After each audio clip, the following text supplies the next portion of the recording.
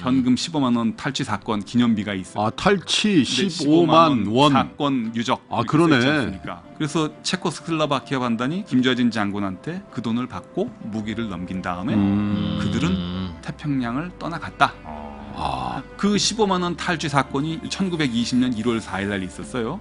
우리 독립전쟁의 아주 혁혁한 전사인데 그러네요. 그걸 바탕으로 만든 영화가 있습니다. 그게 정우성, 이병헌, 송강호 주연의 좋은 놈, 나쁜 놈, 이상한 놈의 영화를 좀 희화해서 코믹하게 만들었는데 모티브는 1920년 1월 4일 날 있었던 15만 원 탈취 사건.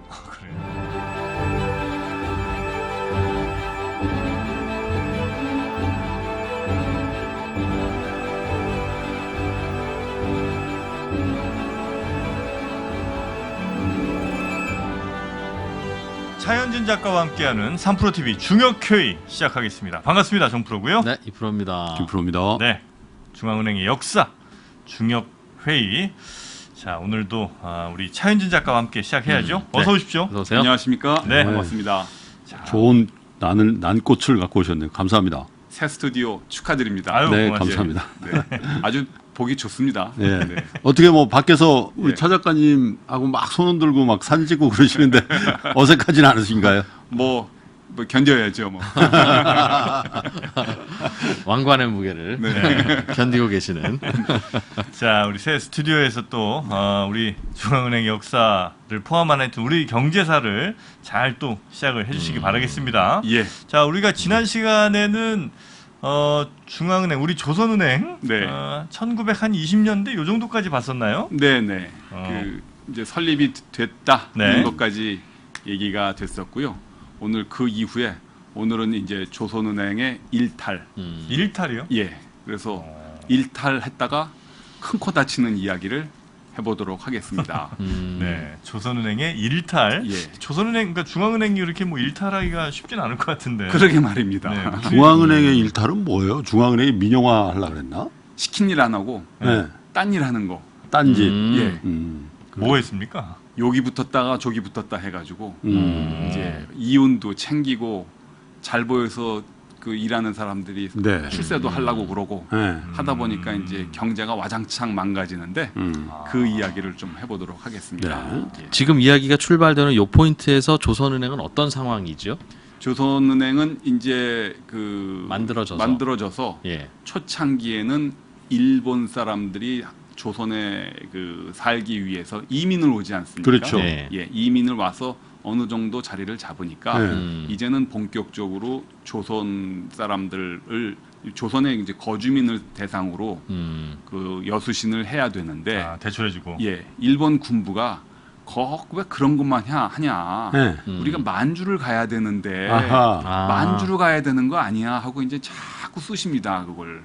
그러니까 조선은행이란 이름에 만주은행이 돼요. 아. 예. 들어본 이제 거기서부터 것 이제 같아요. 비극이 시작이 되는 겁니다. 이제 그래서 그 얘기를 좀 해보도록 하겠습니다. 네. 시대적으로는 그 1차 세계 대전이 끝난 1918년부터 예. 한 5, 6년 동안의 시간이 네. 되는데 이 프로를 보는 상당수 제 친구들이 왜 이렇게 정치 얘기를 많이 해? 한테 저한테 이제 그런 얘기를 하던데 그럴 수밖에 없는 게 지금까지 다루었던 그 시대가 인류 역사에서 유난히 전쟁이 많았었던 때고요.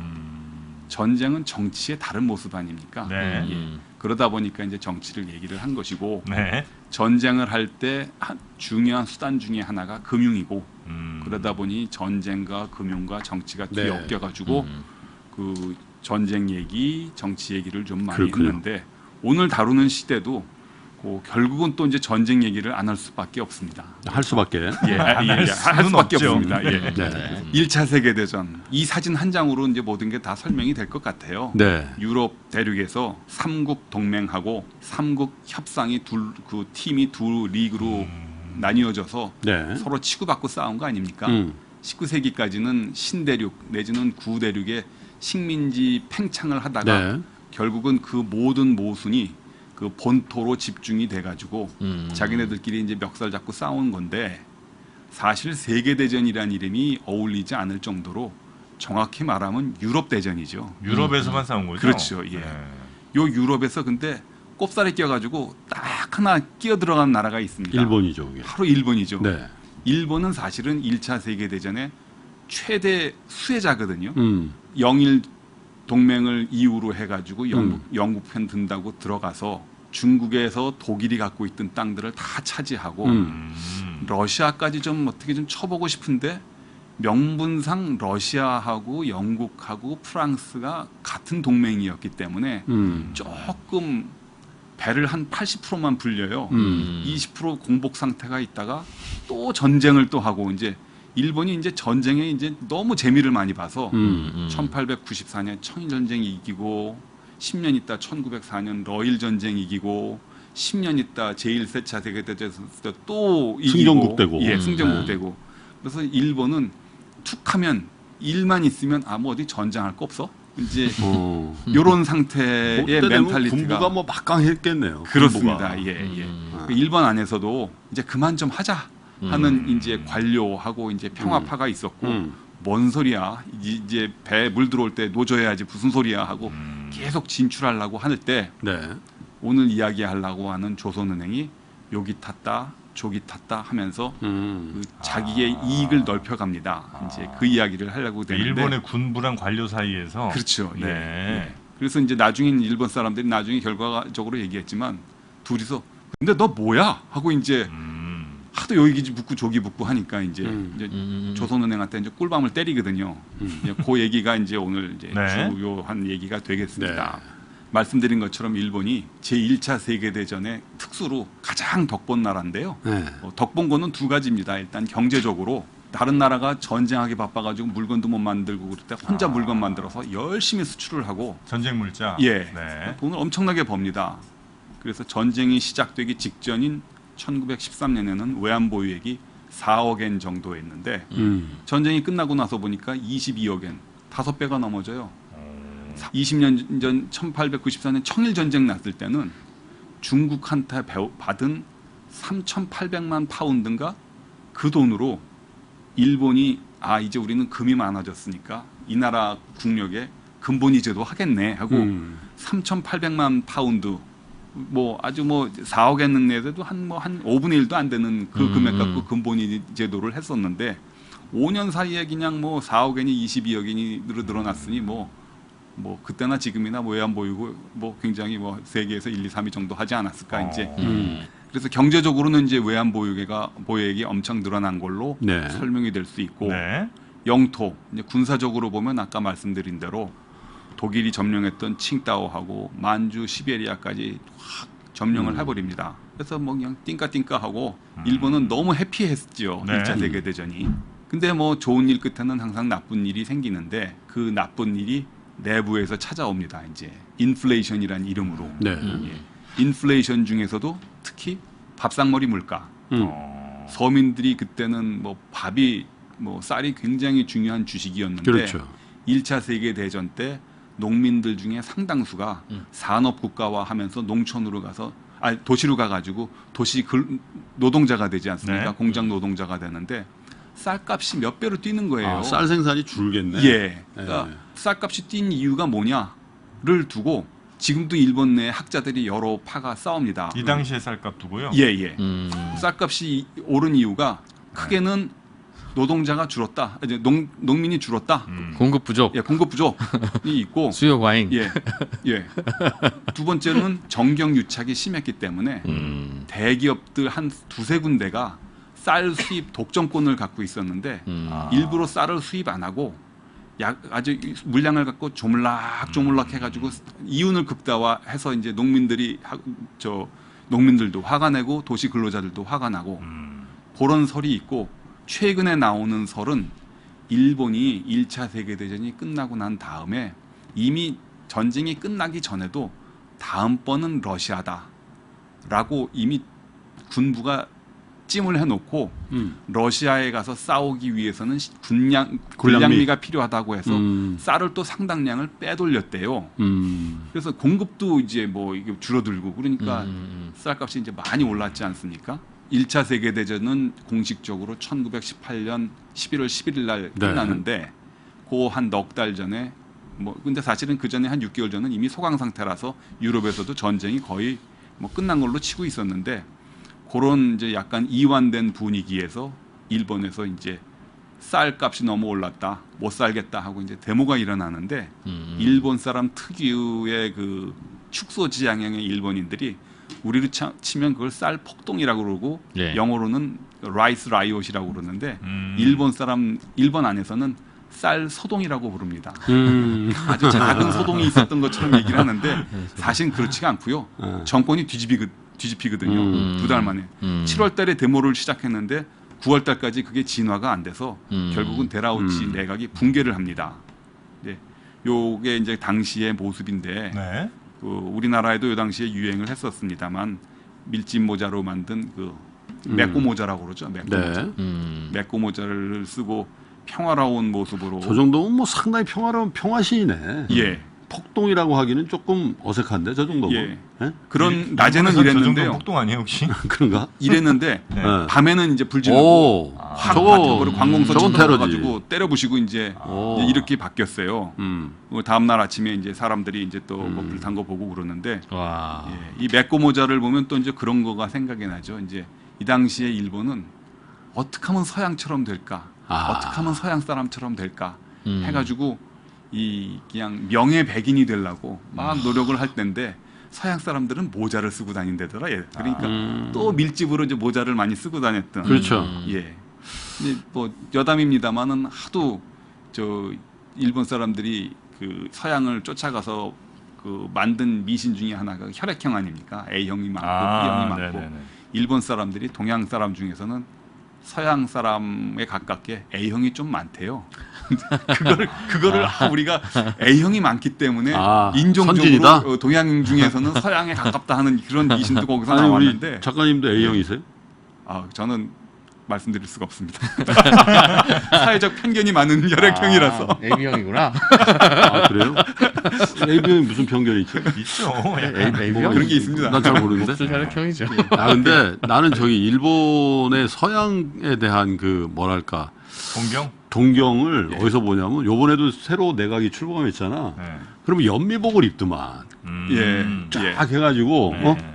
여기까지 배꼽까지 오는 데서 딱 멈추고 쫙 연미복에다가 뒤에 꼬리 이렇게 달리고. 그렇지 바지는 또 이렇게 줄무늬 바지 딱 입고 예.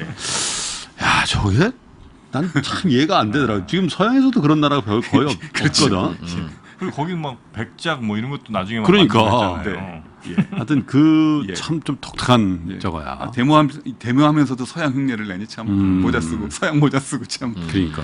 그렇습니다. 그래서 이렇게 그 밥상머리 물가 관리에 실패를 해서 네. 정권이 무너져요. 데라우치. 예. 그러면 일본이 정신을 차리고 네. 물가 관리를 잘 하고 국민들 민심을 좀 수습해야 되겠다 하는 게 정상적인 생각인데 일본의 군부가 지배하고 있었던 상층부는 그게 아니고 국민들이 불만이 많어? 그럼 나가서 또 한판 붙지 뭐. 하고 밖으로 예, 전쟁을 또 준비를 합니다. 근데 그때 들어갔던 전쟁이 러시아 내전에 네. 간섭을 하는데 러시아 사람들은 그걸 그냥 내전이라고 부르고 동양에서는 러시아 간섭 전쟁이라고 합니다.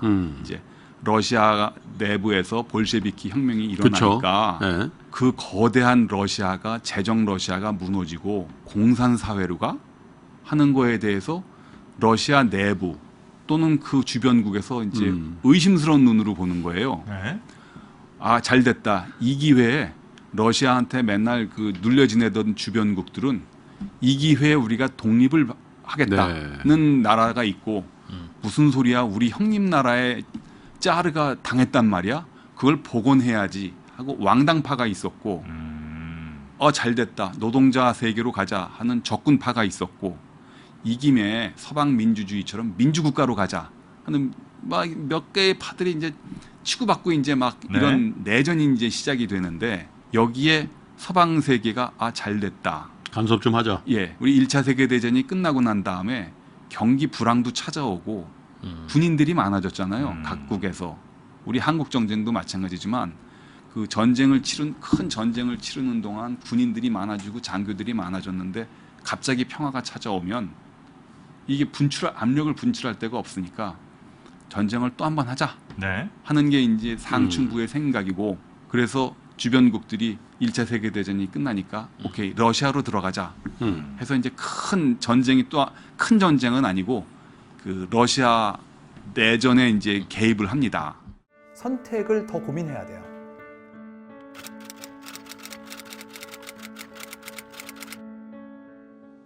송기룡 부사장의 3프로TV 강의가 출시된 이후에 이렇게 3프로TV 수강생 여러분께 감사하다는 말을 많이 들은 적이 있는가 싶습니다.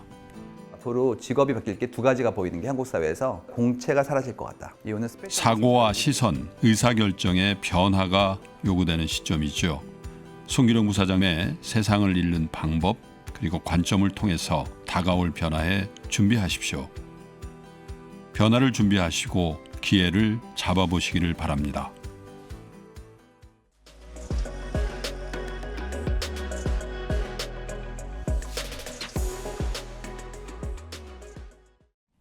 저희 3프로TV가 여러분께 드렸던 약속 기억하십니까? 그 약속을 위해 2022년 다이어리를 출시하였습니다. 작년에 다이어리 판매 수익금 전액을 보호종료 청년들을 위해 기부했던 것처럼 올해도 다이어리 판매 수익금 전액을 더 좋은 곳에 활용할 계획입니다. 또한 작년에 많은 분들이 좋아해 주셨던 3프로TV를 빛낸 투자 전문가들의 자필 투자 덕담과 격언이 들어간 3프로TV 다이어리와 함께 다가온 2022년도 잘 준비하시기 바라겠습니다. 자세한 구매 방법은 네이버 혹은 3프로TV 앱 공지사항을 참고해 주세요. 그게 이제 대소간섭 전쟁이라고 해가지고 1차 세계대전이 끝나던 1918년부터 한 2년 화끈하게 싸우고 나머지 2년은 일본 혼자서 싸웁니다. 러시아를 상대로. 어디서요? 러시아에서요. 러시아 뭐 내에서? 저런 데서 사할린이라고 블라디보스톡, 사할린, 사할린. 이쪽에. 근데 지금 안 그래도 지금 그래서 예. 그 열도 가지고 지금 지금도 지금 싸우는 영토 거죠. 분쟁 예. 중이잖아요. 서방 세계가 그 전쟁에 끼어드는 명분은 공산주의가 확산되는 것을 막겠다는 게 50%. 50%는 경제적으로 짜르 때 우리한테 빌려간 돈을 받아내. 적군파들이 볼셰비키 혁명파들이 갚을 생각을 안 하네. 지불중지를 하네. 뭐 이런 못된 사람들이 있어. 경우가 없는 사람들이 있어 하고 이제 서방 세계가 네. 이제 전쟁에 들어가는데 결과적으로는 뭐 아시다시피 소련이 이겼죠. 적군파가 이겼고 그래서 소련은 그 1918년부터 소련이 멸망하던 1999년까지 1991년인가요? 예, 91년. 91년 소련이 붕괴될 때까지 네. 서방 세계의 음모라는 것을 항상 달고 다니는데 너희들 옛날에 우리가 소련이 건국될 때 다 우리 내전에 간섭해가지고 그 방해하지 않았어? 하고 그 자본주의 세계의 음모론을 내세우는 게 바로 요 부분입니다. 러시아 정부가 소비에트 정부가 출범할 때 주변국들이 다 달라붙어서 우리 나라 못 세우게 한 거 아니야, 니들? 그리고 이제 계속 이제 소련이 주장을 하는데 일본이 그 러시아 내전 간섭 전쟁이 들어가서 제일 열심히 싸워요. 네. 혼자서 22년까지. 나중엔 다른 나라가 됐어 그만 좀 하자 이제 우리 졌잖아 하고 말려가지고 이제 일본이 이제 빠져나오는데 아주 일본은 신이 났어요.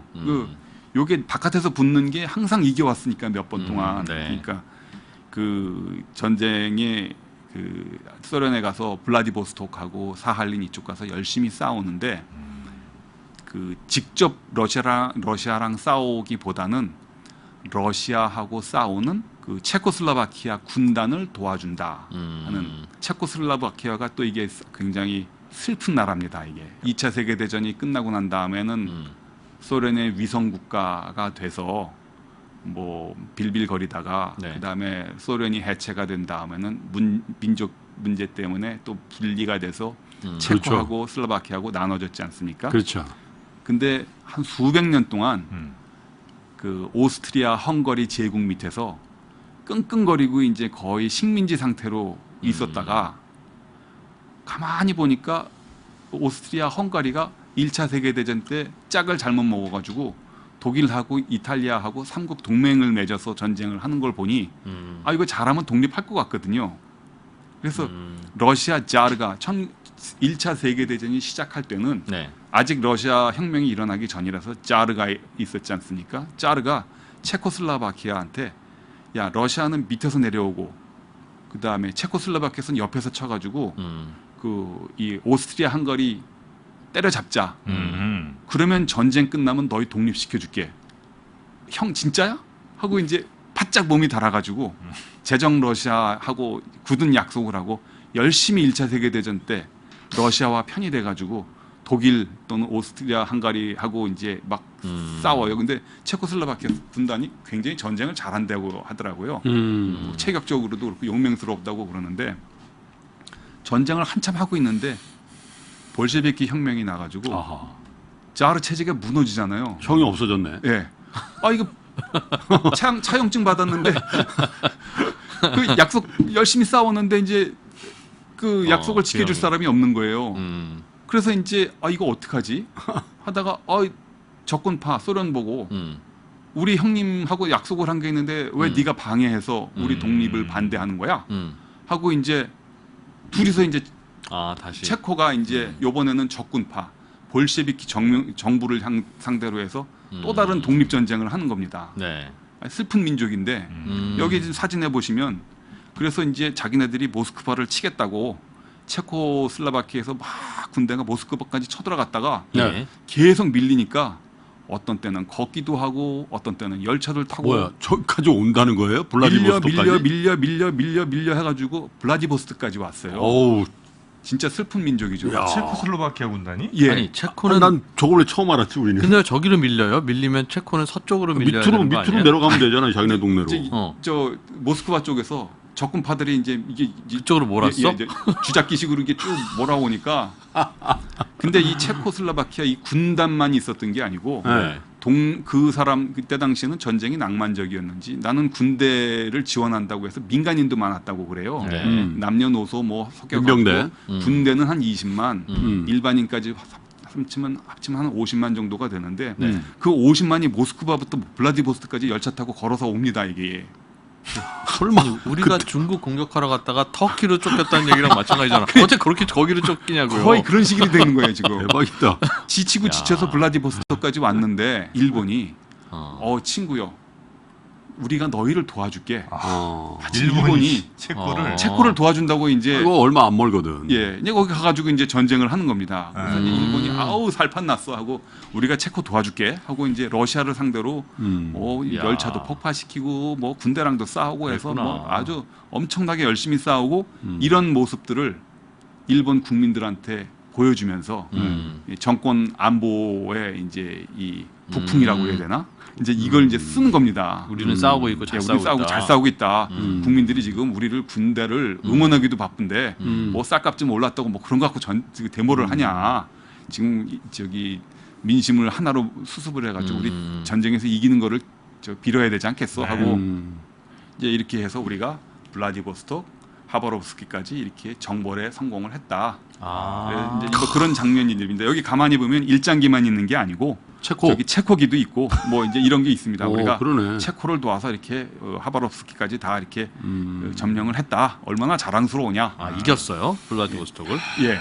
거기서? 예. 야 진짜 저때 일본 사람들 국뽕 좀 차 올라왔겠네. 그렇죠. 네? 예. 싸움은 이기고 서양 사람들 다 예. 거의 뭐 월드컵 서양을 4강이야 거의. 그렇죠. 아, 그러면 체코슬로바키아 군단 입장에서 네. 일본은 고마운 사람일까요? 아니면은 적일까요? 되게 고맙겠죠. 매우 당연히. 매우 고마운 관계 아니에요? 고맙겠죠. 네. 근데 체코는 알았습니다. 일본이 우리를 뭐 그냥 도와주나? 다 지가 좋아서 온 거지. 뭐 그렇겠죠. 그리고 체코는 이때는 이미 이제 기운이 빠졌어요. 네. 야, 고향에서 너무 멀어졌고 그렇지 너무 멀리 왔어. 우리는 너무 멀리 왔지. 돌아갈 수가 어떻게 없어. 돌아가지? 돌아간 거는요. 미국이 배를 보내줘서 배 타고 갔어요? 태평양을 건너서 지구를 한 바퀴 돌았습니다. 아, 그렇지. 그게 슬픈 역사인데. 그 체코 입장에서는 예. 블라디보스토크를 너네 가져 그래도 못 가질 것 같아. 예. 그거 어떻게 관리해 거기를? 체코는 일본하고 같이 싸워서 응. 러시아를 이기고 싶은 마음도 일단 없었고요. 두 번째 더 중요한 거는 체코 사람들의 그 독립을 열망했던 그 열정으로 봤을 때 일본 밑에서 신음하는 우리 광복단의 심정에 정신적으로 더 가까웠습니다. 체코가요? 예. 아 그렇지 그거는 체코가 독립 못했잖아 그동안. 우리는 어차피 미국 배 타고 가면 되고. 태평양 타고 가는데 약간의 노잣돈은 필요해. 그러니까 김좌진 장군 우리한테 싼 값에 우리가 항러 투쟁했던 무기를 사가라? 사지 그냥 줄 수는 없고 그거 들은 것 같다. 그냥 그거 샀다며요. 예, 그냥 주면 야 당근이네. 예. 그냥 주면 일본이 자기를 돕는다고 전쟁에 참전을 했는데 아 그렇지 그렇지. 그냥 주기는 좀 곤란하고 돈 좀 약간 돈 받고 파는 형식으로 하자. 그렇게 제안을 하니 그때 이제 그 일제 강점기가 시작이 되면서 일본은 만주로 가가지고 중국 쪽으로 가서 광복군을 만들고 일부는 블라디보스톡 소련 쪽으로 가서 철혈단이라는 거를 만들었는데 둘이 합쳐서 초창기에는 철혈 광복군이라는 항일 군대를 만들어요. 그때 이제 김좌진 장군이 그 부대를 이끌고 있었는데 오케이 김좌진 장군이 오케이 그럼 당신들 무기 우리가 다 사겠다. 돈은 우리가 마련하겠다. 잠깐만 기다려봐 하고 이제 가서 이제 머리를 굴립니다. 이거 돈 어떻게 마련하지? 할 수 없다. 털자. 그래서 돈이 있지 않았구나. 사겠다고는 했는데 흥령강성 용정 부근에 잔금 마련하러. 그때 당시에 조선은행권 15만 원을 싣고 오는 현금 수송 열차를 텁니다. 네, 그 돈은 공교롭게도 일본군이 자꾸 만주에서 끄지락끄지락거리고 독립운동한다는 그 조선 독립군들을 치기 위해서 군 자금을 보내는 돈이었는데 그걸 탈취해서 우리가 그 돈으로 체코에 무기를 산다. 저거 일타쌍피네 완전. 일타쌍피죠. 군자금을 빼가지고 우리가 그걸 사는 거 아니야? 그럼 15만 원이 아니라 한 30만 원 이상. 그렇지. 저건 그럼 누구 돈이 누구한테 가는 거였던 거예요? 조선은행권이라는 게 예, 그러니까 일본 군부가 만주에서 싸우는 일본 군들한테 밥 주고 식량 주고 거기서 물자 조달하고 뭐 기름 사고 뭐 이렇게 할 돈이었는데 만주가 조선은행권을 썼어요 그 당시에. 그 얘기가 중요합니다. 이때 당시에 조선은행권이요. 네. 조선 안에서 쓰는 조선 사람들의 돈이 아니었고 동북아에서 기축통화였었습니다. 지금 달러나 파운드 하라서 체코가 이 돈을 받고 무기를 판 다음에 그 돈으로 물자를 사가지고 배를 타고 돌아가거든요. 그러니까 조선은행권이 기축통화였어요. 동북아에서. 이게 중요한 이해가 겁니다. 안 되는데 그러면 일본 은행권이 있었을 거 아니에요.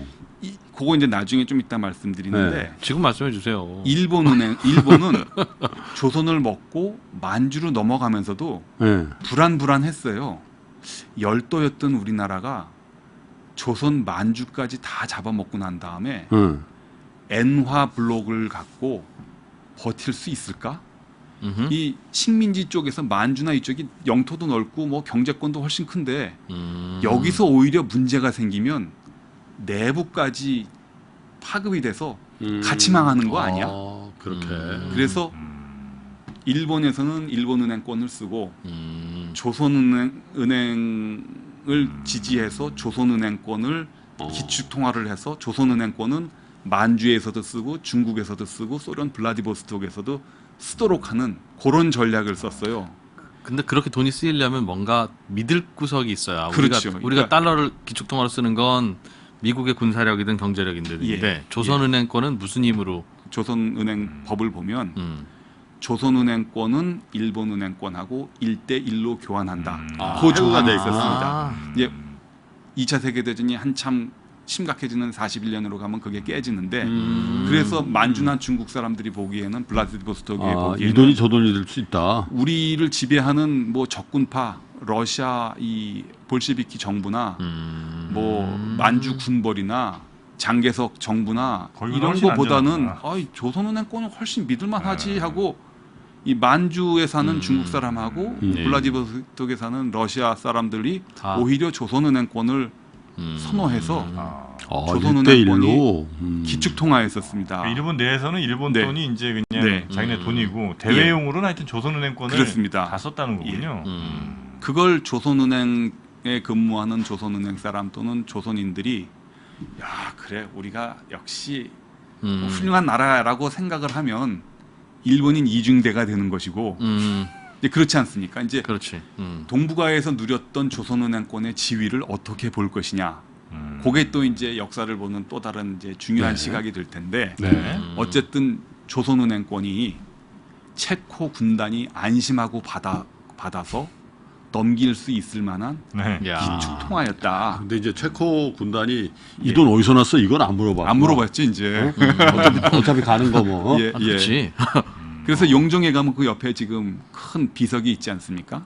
현금 15만 원 탈취 사건 기념비가 있어요. 아, 아, 그래요? 예, 이걸 아, 탈취 네, 15만 원. 사건 유적. 아, 이렇게 그러네. 써있지 않습니까? 오. 그래서 체코슬로바키아 반단이 그래서 김좌진 장군한테 그 돈을 받고 무기를 넘긴 다음에 그들은 태평양을 떠나갔다 근데 하는데 뭐한 50만 가까이 물론 이제 예. 너무 좀 줄겠습니다만 예. 다는 못 갔을 거 아니에요. 아니 뭐 미국이 뭐 배실을 해서 다 보냈대요. 뭐 아, 몇십 그래요? 명, 예, 다 보냈대요. 대단하네. 그러니까 돈이 좀 필요했겠죠. 네, 조선은행권이. 네, 네. 그런데 그 15만 원 탈취 사건이 1920년 1월 4일 날 있었어요. 그 혁혁한 우리 독립 전쟁의 아주 혁혁한 전사인데 그러네요. 그걸 바탕으로 만든 영화가 있습니다. 그게 그 정우성, 이병헌, 송강호 주연의 좋은 놈, 나쁜 놈, 이상한 놈의 영화를 좀 희화해서 코믹하게 만들었는데 모티브는 1920년 1월 4일 날 있었던 15만 원 탈취 사건. 아, 그래요. 이게 굉장히 중요한 사건이라서 김좌진 장군이 이전에는 거의 그냥 짱돌로 전쟁하던 그런 정도였는데 여기서 결정적으로 무기를 체코 무기가 또 좋잖아요. 총하면 또 체코 아니에요? 예, 체코총 체코총이 지금도 뭐 엄청 유명하지. 예, 그래서 체코 무기로 이제 무장을 하게 된 계기가 네. 1920년 1월 4일 15만 원 탈취 사건이었었습니다. 이야. 김좌진 장군은 그 정보를 누구한테 들었을까요? 아, 돈이 이렇게 그렇죠. 온다. 예, 요게 그 이제 정보가 중요한데. 조선은행에서 샜구나. 그렇죠. 조선은행 직원 중에 전홍섭이라는 사람이 있었는데 야. 태어나기를 함경북도 회령에서 태어나서 뭐 잡일을 하면서 뭐 이런저런 일을 했던 사람이래요. 네. 뭐 그 동네 뭐 용정천 부근의 보건소에서도 일했다, 파출소 사원으로 일했다, 뭐 조선은행에 뭐 자벽 정도로 들어가지 않았을까 싶은데 자기가 가만히 보니까 우리나라가 독립하는 게 중요하지 내가 조선은행에서 월급 또박또박 받는 것보다는 굉장히 이제 어우, 훌륭한 생각을 해서 대단한 분인데.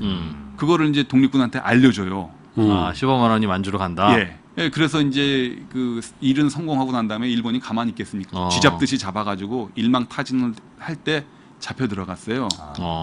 잡혀 들어가서 15년형을 받는데 너는 뭐 직접 싸운 것도 아니고 뭐 술 먹다가 그 뭐 정보 하나 흘린 거 정도니까 한 3년 살다가 나왔는데 이 사람이 나는 어차피 조선은행에 다시 취직할 것도 아니고 은행원이 내 평생 직업도 아니고 병보석으로 나와가지고 블라디보스톡 어디론가 가서 다시 독립을 운동을 한다는데 했다는데 아무 흔적이 없어요. 어디서 언제 무슨 어떻게 죽었는지 자식도 없고 그러다 보니까 무연고 묘가 국립묘지에 지금 있는데 아, 묘는 있으세요? 그러니까 무연고 묘라고 해서요. 네, 가묘지, 가묘. 가묘죠. 이름만 적혀 있는 여러 사람하고 같이 쓰는 묘가 있는데 안장돼 있고 63년에 건국 훈장 독립장을 추서를 받았습니다.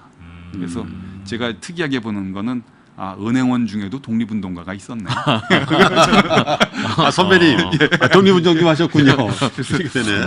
이런 사람도 은행원 중에 있구나 하고 제가 그 자랑스럽게 생각하는 분입니다. 선배님. 네. 뭐 은행원 하면 맨날 주판이나 돌리고 뭐 뺀질뺀질하게 생각하는데 이런 사람도 있었구나 하는데 그러니까 은행에 예. 적응을 못 하신 분이야, 그죠? 너무 큰 뜻을 꿈이 커서. 예. 우리 작가님이 이른바 그 행뽕을 좀 가질 수 있는. 예. 제가 국뽕은 아니지만 행뽕은 좀 있는 것 네. 같습니다. 충분히 그럴 만한 대단한 분이 또 계셨네요. 예. 자, 좋은 놈, 나쁜 놈, 이상한 놈, 그 영화의 모티브가 된 15만 원 탈취 사건, 아주 그 우리로서도 굉장히 그 자랑스러운 일인 것 같기도 하고요. 예. 그 이후로도 이제 조선은행이 계속해서 뭔가 일을 좀 벌인 것 같은데, 예. 그 얘기는 그럼 한번 이어지는 예. 두 번째 시간에 좀 한번 네. 들어볼까요? 야. 그렇게 하시죠. 네, 알겠습니다. 재밌어. 체코가 우리한테 무기를 팔고 넘어갔다. 아, 근데 그 어렴풋이 그 들은 거 아, 같긴 그래요? 해. 저는 처음 들었어요. 그래서 그때 이제 뭐 이 아. 장총 있잖아, 장총. 예. 진짜 이거 있지. 그거 이제 장비를 구입해가지고 제대로 한번 붙었다. 어? 예. 그 무기가 흘러서 봉오동 전투까지 간 거 아닙니까? 그렇죠. 예. 봉오동 전투 예. 있잖아. 네. 전홍섭이 큰일 한 거예요. 그러니까. 그러네요.